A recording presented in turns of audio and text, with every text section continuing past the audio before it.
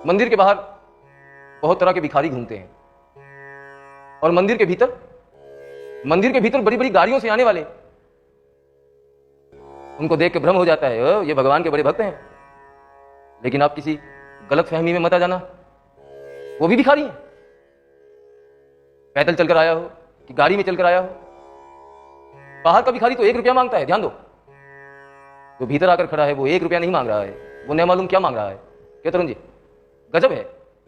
भिखारी किसे कहा जाता है? जिसकी मांग बनी है, जिसकी वासना भी निवृत्त नहीं हुई। भगवान को चाहना एक बात है, भगवान से चाहना एक बात है, दोनों में बहुत अंतर है। यदि आप भगवान को चाहते हैं तो भगवान आपकी मंजिल हो जाएगी। यदि आप परमात्मा को चाहते हैं, परमात्मा को आपने अपनी मंजिल बना लिया, आप दिन रात परमात्मा को ही खोजा करते हैं, परमात्मा की ही याद में रोया करते हैं, तो यह संसार परमात्मा की प्राप्ति के लिए रास्ता हो जाएगा।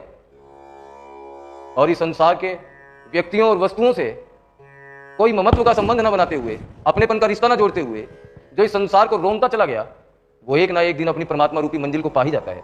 लेकिन दूसरी ओर ध्यान दो, यदि कहीं आपसे कोई भूल हो गई हो, जो कि हो ही जाती है, और आप भगवान को ने चाहते हो, भगवान से चाहने लगे हो, तब आपकी मंजिल परमात्मा नहीं है। आपकी मंजिल आपका सुख है, आपकी वासना की पूर्ति है, सुख का साधन है। और उस सुख की प्राप्ति के लिए आपने मार्ग बनाया है परमात्मा को।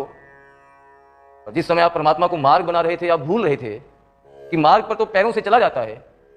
जिसने संसार की 2-2 कौड़ी की वस्तुओं को पाने के लिए उस परमपिता परमात्मा को रास्ता बना लिया और जूते सहित चढ़ गया परमात्मा की छाती पर कि मुझको ये दे दे, मुझको वो दे दे, ऐसा कर दे, मुझको वैसा कर दे। कभी स्वप्न में भी उसकी इच्छा पूरी हो सकती है, वो चिंतन का विषय है।